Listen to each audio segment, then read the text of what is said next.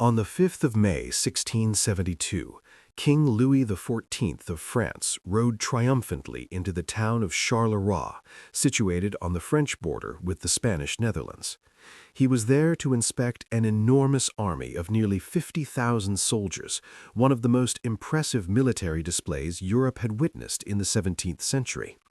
Only days later, these French troops marched north through the Spanish Netherlands and stormed into the Dutch Republic, rapidly overrunning vast regions and threatening even the great city of Amsterdam.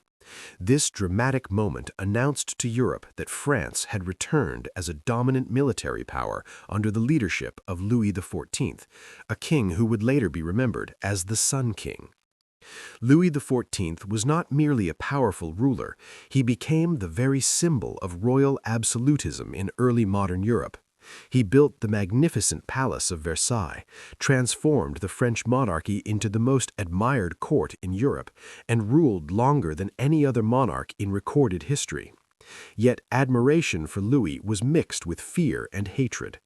Many European powers viewed him as an aggressive ruler obsessed with domination, waging war after war to expand French influence.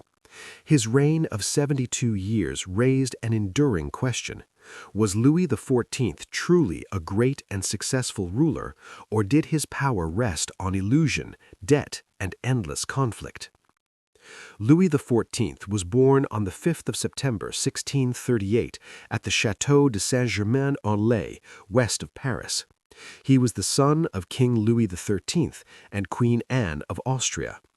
His birth was widely celebrated as a miracle, for his parents had been married for over 20 years without producing an heir. France at the time was slowly re-emerging as a European power after decades of religious wars and political instability. When Louis was only 4 years old, his father died in 1643, making the child king of France during one of the most turbulent periods in European history. Because Louis was too young to rule, power fell into the hands of Cardinal Mazarin, successor to Cardinal Richelieu. During Louis's childhood, France remained deeply involved in the 30 Years' War against the Austrian and Spanish Habsburgs. Although France emerged victorious internationally, the heavy cost of war brought misery at home. In 1648, widespread unrest erupted in France in a series of rebellions known as the Fronde. Paris witnessed riots, noble uprisings, and violent challenges to royal authority. The young Louis was forced to flee the capital more than once, an experience that left a deep psychological scar. From that moment on, he developed a lifelong distrust of both the Parisian population and the nobility.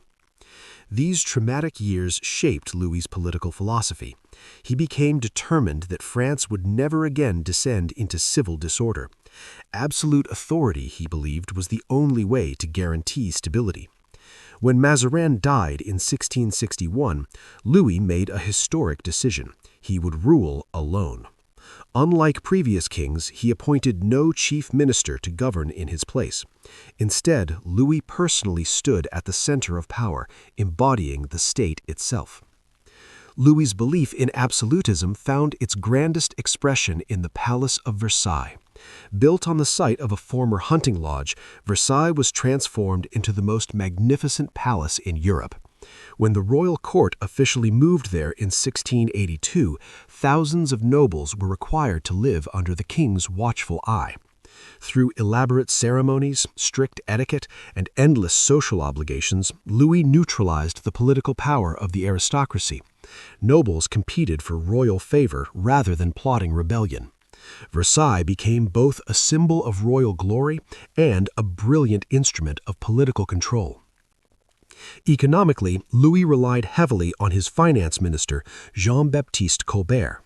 Colbert followed mercantilist principles, seeking to enrich France by expanding trade, promoting manufacturing, strengthening the navy, and building overseas colonies.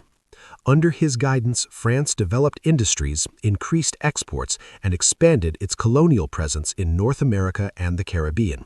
However, these gains were constantly undermined by the immense cost of Louis's wars and extravagant court life. Religion also played a central role in Louis's vision of authority. Though not personally fanatical, Louis believed religious unity was essential to political control. In 1685, he revoked the Edict of Nantes, which had granted limited tolerance to French Protestants, known as Huguenots. As a result, hundreds of thousands fled France, taking with them valuable skills and economic expertise. This decision weakened France in the long run and damaged its international reputation.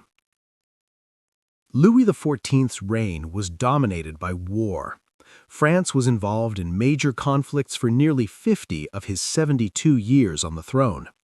His wars aimed primarily at expanding France's borders toward what he believed were natural frontiers, particularly the River Rhine. Early successes, such as the War of Devolution and the Franco-Dutch War, brought territorial gains. However, these victories alarmed Europe. Powerful coalitions formed repeatedly to halt French expansion, leading to prolonged and costly wars like the 9 Years' War and the War of the Spanish Succession. The War of the Spanish Succession proved especially devastating. When the Spanish king died without an heir, Louis secured the Spanish throne for his grandson, threatening to unite France and Spain under one dynasty. Europe responded with a massive alliance against him. Though Louis ultimately succeeded in placing a Bourbon on the Spanish throne, the war drained France's resources and left the country exhausted and deeply in debt. By the end of his life, Louis XIV was an aging ruler presiding over a weakened kingdom. He died on the 1st of September 1715 at Versailles, just days before his 77th birthday. His reign, the longest in history, had transformed France into a cultural and political model for Europe. Yet it also shaped the conditions that would later lead to economic crisis and revolution. Louis XIV remains one of history's most complex figures. He was undeniably magnificent, builder of Versailles, patron of the arts, and master of absolutist power. At the same time, his wars, intolerance, and financial excesses burdened France with long-term problems. Whether remembered as a brilliant architect of French greatness or as a ruler whose ambition ultimately undermined his legacy, the Sun King's influence on European history is beyond question.